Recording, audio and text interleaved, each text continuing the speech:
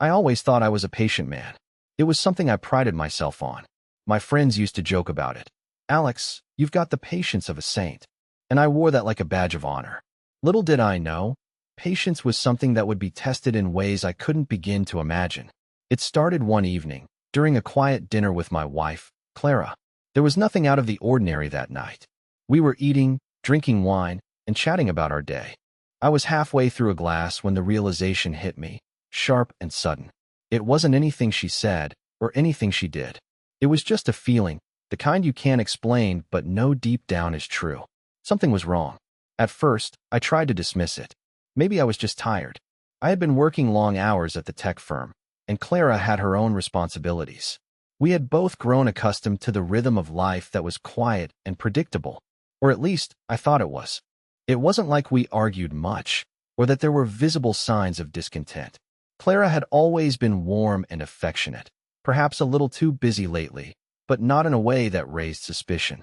But that feeling, that hollow emptiness gnawed at me. For a while, I kept it to myself. After all, I was a patient man, right? But as the days turned into weeks, that feeling only grew stronger. And one day, without even thinking, I found myself standing outside her office, watching her through the window. It wasn't like me to act this way, but I couldn't help it. I just had to know. And there, through the glass, I saw something I wish I never had. It was Clara, laughing with someone. Not just anyone, but with him.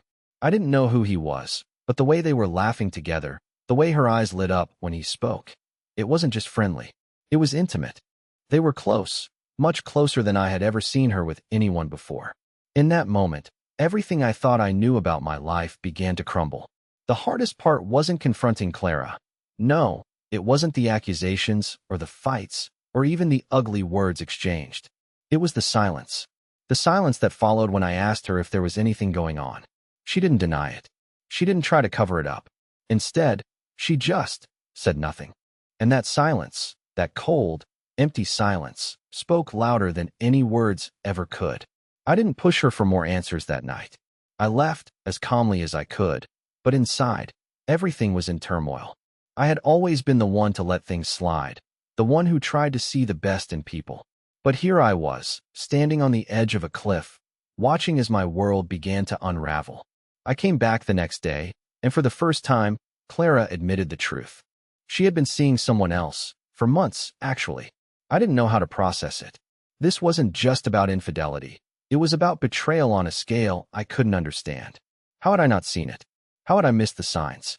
And what hurt the most was that she didn't even seem regretful. She didn't seem sorry. I left that day. I didn't scream, I didn't cry. I just packed my things and walked out the door. But that was just the beginning. Because what Clara didn't know, what she could never have predicted, was that I wasn't going to just disappear quietly into the night. No, I would vanish, but not for the reasons she thought.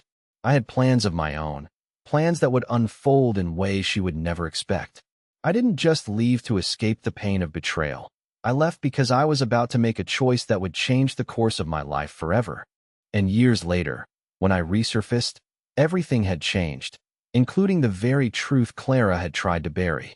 But it wasn't until 18 years later, when my son, Leo, uncovered what had really happened, that everything finally came to light. But that's a story for another time. For now, all you need to know is this.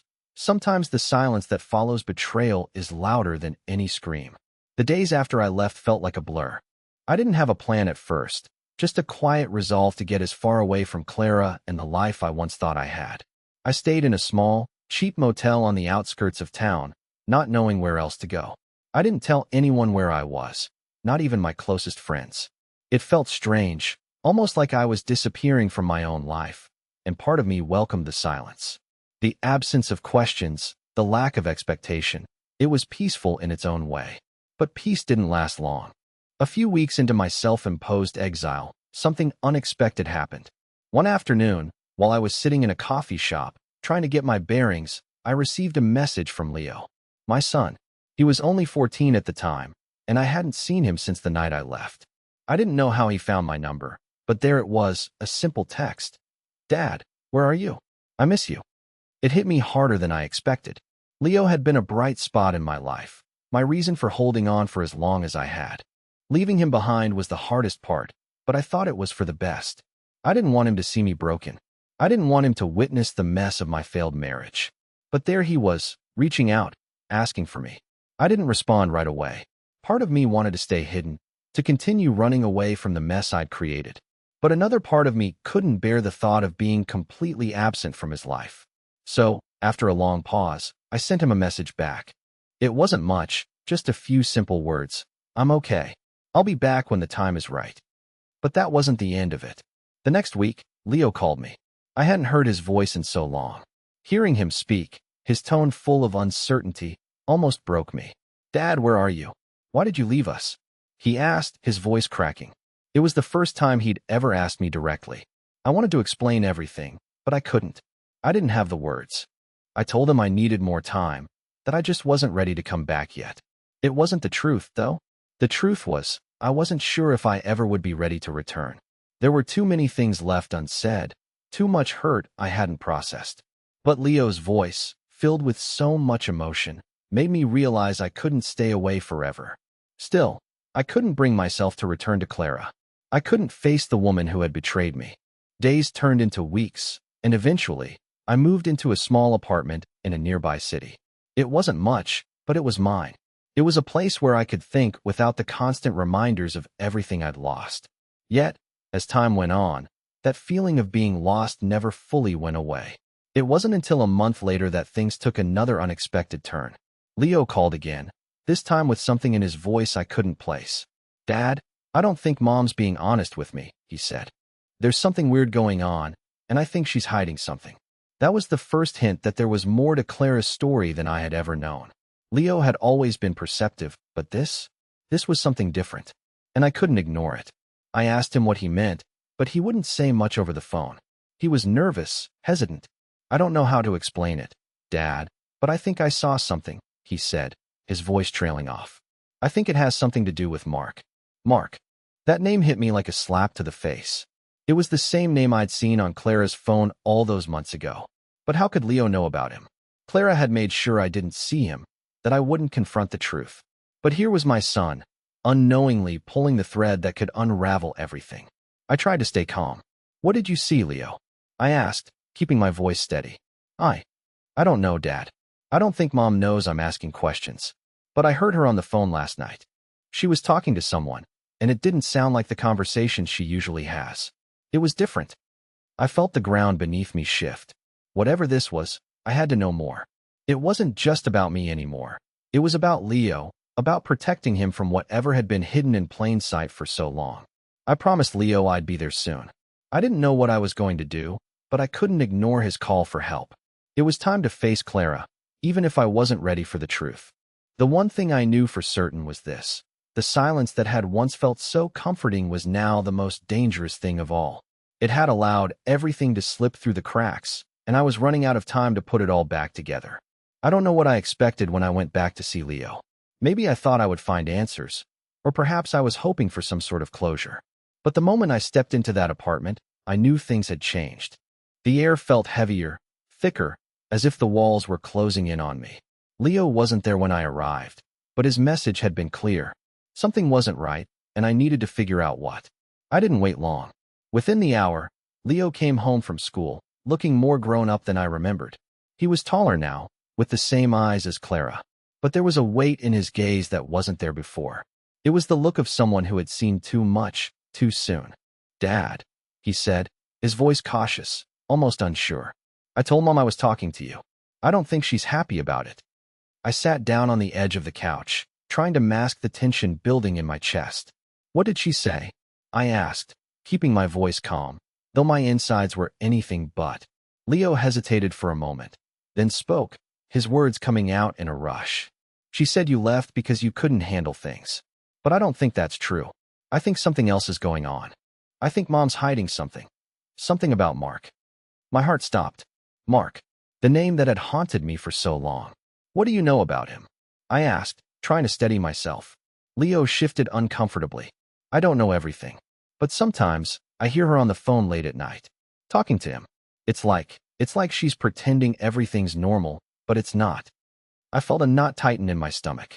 Leo didn't know the whole story. He didn't know that Mark wasn't just a guy she had a fling with. He was the reason my whole life had shattered. I didn't want to drag him into this mess, but I couldn't keep pretending like everything was fine. Listen, Leo, I said, my voice barely above a whisper. There's something you need to know about your mom and Mark. But it's not something I can explain easily. I don't want you to get hurt by it. You need to trust me on this. Leo looked at me, confusion and concern written all over his face. What do you mean? You've been gone all this time, Dad. Why didn't you tell me before? What's really going on? I took a deep breath, struggling to find the right words. Because I didn't want to put that weight on you. But now, I think it's time you know the truth. I couldn't tell him everything. Not yet.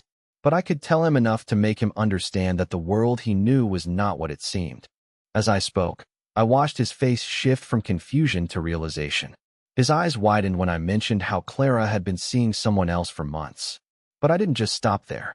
I told him about the phone calls, about the late nights, about the secretive behavior that I had noticed long before I ever left.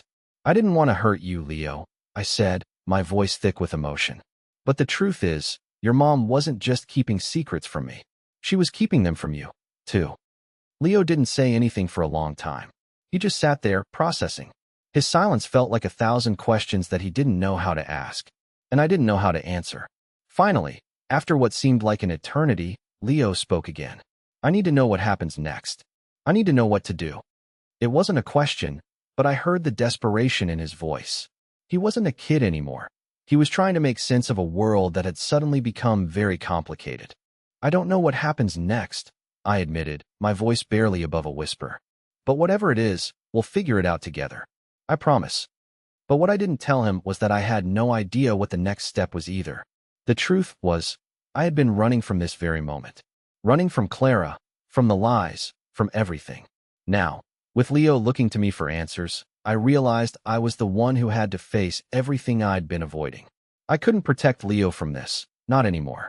But maybe, just maybe, I could show him that even when the truth shatters everything, there's still a way to rebuild. Even if that meant tearing down the walls I had spent so long trying to put up. As I sat there, with my son by my side, I realized something. I wasn't ready to face Clara again. Not yet. But I was ready to face whatever came next. For Leo. And for myself. It's strange, the way life seems to push you toward decisions you never wanted to make. When I left, I thought I was running from everything. From Clara, from the pain, from the mess I had created. But it turns out, no matter how far you run, the truth has a way of catching up with you. It was a Tuesday when the knock came at my door. I wasn't expecting anyone, not really. Leo had left earlier that morning, after a quiet breakfast, and I had settled into my usual routine of silence. I wasn't the kind of guy who answered the door unless I knew who was on the other side. But something made me stand up and walk over. It wasn't fear. It was more like curiosity, that nagging feeling that something important was about to happen. When I opened the door, I didn't expect to see who was standing there. Clara. She looked different. I hadn't seen her in weeks, but something about her presence sent a chill through me. She was standing on my doorstep, her eyes wide with uncertainty, as if she wasn't sure what to say. I couldn't read her face, not completely. There was a hint of something: guilt? Regret? She didn't say anything at first, just stood there, her lips slightly parted as if she were waiting for me to speak. But I was frozen. Can I come in? She asked quietly. I hesitated, but there was something in her voice, something soft and broken, that made me step aside. I didn't know what she wanted, but I knew that once I let her in, things would change, and I wasn't sure if I was ready for that. We sat down at the small table in my apartment. Clara didn't speak immediately, as if weighing her words. The silence between us was thick, uncomfortable, and yet, oddly familiar. It was the same silence that had stretched between us for months before I left. A silence that was louder than any argument or fight. Finally, Clara broke it. I'm sorry, she said, her voice shaky. I should have told you sooner, but I didn't know how. I didn't respond right away. I wasn't sure what she was sorry for. For the affair? For the lies? Or was this some new attempt to explain herself? I know I've hurt you, she continued, her hands trembling slightly in her lap. I didn't mean for any of this to happen. I felt a bitterness rising in my throat. The words, I didn't mean to, were meaningless. What did it matter if it was intentional or not? The damage had already been done. Clara, you don't get to come here and apologize like that, I said, the words escaping before I could stop them. You don't get to act like everything's fine after what you did. Her eyes filled with tears, but she didn't look away. I know, Alex. I know. But I never thought it would go this far. I didn't realize what I was doing until it was too late. I stood up, pacing the small room. My chest felt tight. I couldn't listen to her anymore. You don't get to decide when it's too late, I said, my voice rising. You made a choice. Over and over again. The tears in her eyes were real, but I couldn't tell if they were for me or for herself. She reached out as if to touch me, but I pulled away. I wasn't ready for any of this. Not yet. I know I ruined everything, she whispered, her voice breaking. But I need you to understand. It wasn't just about Mark. There's more to it. There's something you don't know. I stopped in my tracks. What do you mean? What else could there be? She hesitated, her gaze dropping to her hands. Alex, there's something I never told you. About the affair, about what really happened. It's not what you think. I felt a cold sweat running down my back. My mind raced. What could possibly be left to say? What more could she hide? Clara, don't do this, I said, trying to keep my voice steady. Don't play games with me now. But she shook her head, her eyes desperate. No, it's not a game. I swear. I need you to know the truth. I stood there, staring at her, waiting for her to continue. And in that moment, I realized that the story wasn't over. Whatever I thought I knew about Clara, about Mark, it was just the beginning of something darker. Something I hadn't seen coming. Clara's eyes were wide now, filled with a panic I hadn't seen before. She was trembling, her hands gripping the edge of the table like she was holding on to something for dear life. For a moment, I just stared at her, trying to make sense of what was happening. The calm, collected woman I had once known now looked like a stranger, unraveling in front of me. You're not making sense, I said, my voice low, trying to steady myself. What are you talking about? What's the truth? Clara hesitated, biting her lip, as if the words she was about to say might destroy everything. I could feel the tension between us, thick and suffocating. I wasn't just cheating on you with Mark, she whispered, her voice barely audible. I was part of something bigger, something I got involved in without even realizing how deep it went. The room seemed to spin for a second. I didn't know if I had heard her right. What do you mean, something bigger? Clara, you need to explain. Now. She took a deep breath, trying to calm herself, but her hands were still shaking. Mark, he wasn't just some guy from work. He was connected to something dangerous. A group. I didn't know at first. I thought it was just an affair, something I could escape into. But the deeper I got, the more I realized I was in over my head. I felt a knot tighten in my chest. This wasn't making any sense. How had I not seen this? How had I missed the signs? What are you talking about, Clara? Who are these people? I could feel the anger and confusion rising inside me, mixing with disbelief. Her eyes darted around the room, like she was looking for an exit, a way out of this conversation. She wasn't ready to say it, I could tell. But she had to. There's a lot you don't know, she said, her voice shaking. It wasn't just Mark. I got pulled into something I didn't understand. And now, I don't know how to get out. My mind was racing. This wasn't what I had expected. A cheating wife was one thing, but a woman involved in something dangerous? Clara, you need to tell me everything. What is going on? I demanded, stepping closer, my voice rising. She didn't look at me, keeping her gaze on the floor. I can't. They're watching me. Watching us. I'm not safe. The words hung in the air, thick with meaning. The room seemed to grow colder, and I could feel the weight of her admission pressing down on me. Who's watching you, Clara? Who is it? She swallowed hard, her voice barely a whisper. I don't know who they are, but they're everywhere. I didn't want to tell you because I didn't want you to be dragged into this mess. But now I'm scared. I'm scared for Leo. For you. I felt my heart race. You've put our family in danger, I said, barely able to control my anger. You dragged me into this nightmare, and now you're telling me this. I never wanted this, Alex, she pleaded. I thought I could get out. I thought I could leave it behind, but it's too late. Her words hit me like a punch to the gut. I didn't know who to trust anymore. Mark, the affair, the lies, they were bad enough. But now this? Something bigger? Something dangerous? Clara, I need you to tell me everything, I said, my voice calmer now, but my mind was a whirlwind of thoughts. Who are these people? What have you gotten us into? She looked up at me then, her eyes wide with fear. I can't. I can't tell you everything. But you need to stay away from me. From Leo. It's the only way you'll be safe. I didn't know what to say. The woman I thought I knew was telling me to stay away, to run, to protect myself and our son from something I couldn't even understand. But one thing was clear. Nothing in my life was ever going to be the same again.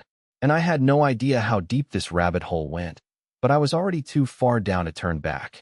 Clara's words hung in the air like a thick fog, suffocating me. I stared at her, trying to process what she'd just said. Stay away from Leo? From you? I asked, my voice barely above a whisper, barely able to contain the storm building inside me. Is this some kind of game you're playing now? Her face twisted in distress, and for the first time in all the years I'd known her, I saw something in her eyes that I never expected, pure terror. I'm not playing a game, Alex. This is real. You don't understand what they're capable of. My mind was still racing. This couldn't be happening. Was she saying that everything I thought I knew was a lie? That her affair with Mark wasn't just about infidelity, but something much more dangerous? Who are they, Clara? I asked again, this time more urgently. What the hell are you talking about? She took a deep breath, her eyes darting nervously toward the door as if expecting someone to walk in at any moment. They're watching me. I don't know how, but I've seen them. They've been following me for weeks. Mark is involved in something I never signed up for, something I can't get out of. And if they think you know too much. She trailed off, shaking her head. Please, just stay away. I couldn't fathom the gravity of her words. My mind couldn't keep up with the flood of new information. I never thought I'd be sitting across from Clara, the woman I had once loved, and hearing something like this. You're telling me you've been involved in some kind of dangerous situation, and now you want me to just walk away? I asked incredulously. Clara, you dragged me into this by keeping secrets, by lying to me for months. You can't just expect me to disappear now. She stared at me, her face pale and drawn. I'm begging you, Alex. You don't know what they're capable of. If you stay, they'll come after you. They'll come after Leo, and it'll be my fault. I took a step back, feeling the weight of the situation hit me. I couldn't even process it. Clara had always been so calm, so controlled. But now she was crumbling in front of me. She was scared. I wanted to help her. I wanted to believe that there was some way out of this mess. But everything in me screamed that I was being dragged deeper into something I couldn't escape from. Who else is involved in this? Is Mark the only one? I asked, my voice growing more frantic with each passing second. I needed answers. I couldn't walk away not knowing. Her lips trembled. I don't know everything, Alex. I can't say more. But please, for your own sake, stay away. I'll figure this out on my own. But how could I? How could I just let it go, knowing that my family was caught in something so dangerous? Clara, I can't just leave you here with this. I have to do something. She grabbed my wrist, her grip firm despite her obvious fear.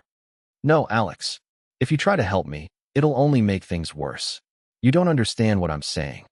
I pulled my wrist away, a sense of urgency building inside me. Then tell me what I don't understand, because right now, I don't know what's real anymore. Clara looked at me, her face a mixture of sorrow and desperation. I can't. Not yet. But you have to trust me. Please, for Leo's sake. Just stay away. I stood there for a moment, frozen. My entire world felt like it was unraveling before me. Clara, Mark, this dangerous group, everything I thought I knew was slipping through my fingers. Clara, if you're not telling me everything, you have no idea what you're asking me to do, I said, my voice trembling with emotion. She closed her eyes, tears streaming down her face. I know, she whispered, but it's the only way. For a long moment, we just stood there, the air heavy with unsaid words. But despite the fear in her eyes, despite the terror, I knew one thing for certain. I couldn't walk away from this. Whatever was happening, I needed to understand it. For Leo's sake. For mine. And whether Clara wanted to admit it or not, we were all caught in the same web now. And there was no escaping it. I left Clara's apartment feeling like I had just been dragged through a storm. The air outside was cold, biting at my skin as I walked aimlessly down the street. My mind was a blur of questions. What was Clara involved in? Who were these people she was so terrified of? Why couldn't she tell me everything? I walked for what felt like hours, trying to make sense of the chaos in my head. But no matter how hard I tried to rationalize it, I couldn't. Clara's fear had been palpable. There was no doubt in my mind that she wasn't lying about that. But why had she kept this from me for so long? Why had she dragged me and Leo into something so dangerous without warning? I didn't have the answers. But I knew one thing for sure. I couldn't just walk away. Not now. Not when Leo's safety was at risk. I pulled out my phone and dialed Leo's number, my hands shaking as it rang. He picked up on the second ring. "Dad, is everything okay?" His voice sounded cautious, but there was an underlying concern that I couldn't ignore. I swallowed hard. "I need to see you, Leo. It's important." There was a brief silence on the other end. "What's going on, Dad? Are you okay?" I could hear the worry in his voice. It hit me harder than I expected. My son, the one person who shouldn't have to worry about any of this. "I'm fine, Leo, but I need to tell you something. Can we meet?" "I'm at home. Come over." I hung up the phone and headed straight for his apartment. My heart was racing. There was no turning back now. Whatever was happening with Clara, whatever she had gotten herself into, it was my responsibility to protect Leo. When I got there, Leo was waiting by the door, his face full of questions. "What's going on, Dad?" I didn't waste time. "Leo, I need you to listen carefully. Things are going to get complicated, and I need you to stay calm, okay?" He nodded, but his expression was still filled with uncertainty. "What's happening?" I took a deep breath and sat down. "There's something about your mom that she hasn't told you. She's involved in something dangerous, something bigger than just an affair. And there are people out there who are watching us." Leo's eyes widened. "What do you mean? Is Mom okay?" I looked at him, my heart breaking. "I don't know, Leo, but I need you to trust me. We're in this together now. I don't want you getting hurt." He was silent for a moment, processing everything I had just said. His face twisted with confusion, anger, and fear all at once. "I don't understand," he muttered, shaking his head. "How did this happen? How could Mom get involved in something like this?" "I don't know," I said quietly. "But what I do know is that we need to be careful. We need to stay alert. I don't know how deep this goes, but I'm not going to let anything happen to you." Leo stood up, pacing the small living room. "What are we supposed to do now? Just wait for whatever's coming?" I stood up too, feeling the weight of everything crashing down on me. "No, we need to find out what's going on, and we need to find out fast." The sense of urgency was overwhelming. Every second that passed felt like it was bringing us closer to something worse. Clara had left me with more questions than answers, and now it was time to take matters into my own hands. I looked at Leo, who was still pacing, trying to make sense of it all. "We need to figure out who's behind this, Leo, and we need to be ready for whatever comes next." I could see the determination in his eyes. Despite the fear, despite the uncertainty, he was ready. But we were both in over our heads, and I had no idea what the next step was, or how much danger we were really in. The next few days felt like a blur, but something changed. Despite the fear and confusion, Leo and I worked together like we hadn't in years. We researched everything we could about Clara's involvement with Mark and the mysterious group she had mentioned. Every night, we sat at the kitchen table, scouring through old emails, social media profiles, anything that could give us a clue about who was really behind all this. It wasn't easy. There were moments of doubt, moments where I thought we were in way too deep. But Leo kept pushing forward, his determination driving me when I felt like giving up. Slowly, piece by piece, we started connecting the dots. The group Clara had gotten involved with was far from what she had imagined. It was bigger than we thought, but we learned that they weren't the all-powerful force she had feared. They were vulnerable, too. One afternoon, Leo stumbled across an old meeting invite that led to a significant breakthrough. We found out that Mark wasn't just a casual participant. He was being manipulated too. The deeper we dug, the more we realized that the group had never planned to hurt anyone. It was all about power, control, and manipulation. Clara had been a pawn, and Mark had been one too. But now that we knew the truth, we could stop it. With this new knowledge, we contacted the right authorities. It wasn't about revenge or punishment. It was about stopping something that could have hurt so many people. With the help of the right people, the group was exposed, their plan shattered. It was over. Clara didn't come back right away. She needed time to heal, to piece together the parts of herself that had been broken. But eventually, we talked, for the first time in months. She apologized, truly apologized, for everything. And I realized something in that moment. Forgiveness isn't about erasing the past. It's about making peace with it, no matter how messy or complicated things might be. Leo and I grew closer through all of it. We had been through something that none of us deserved, but it made us stronger. I wasn't sure how things would look in the future, but I knew one thing. We had each other. And that was enough. It wasn't a perfect ending. There were still scars, still things to work through. But as I stood in that quiet room with my son, watching him smile at me for the first time in a long time, I realized something. In the end, it wasn't about the lies, or the betrayal, or the danger. It was about love. Love that, despite everything, we still had. And with that, we moved forward, together.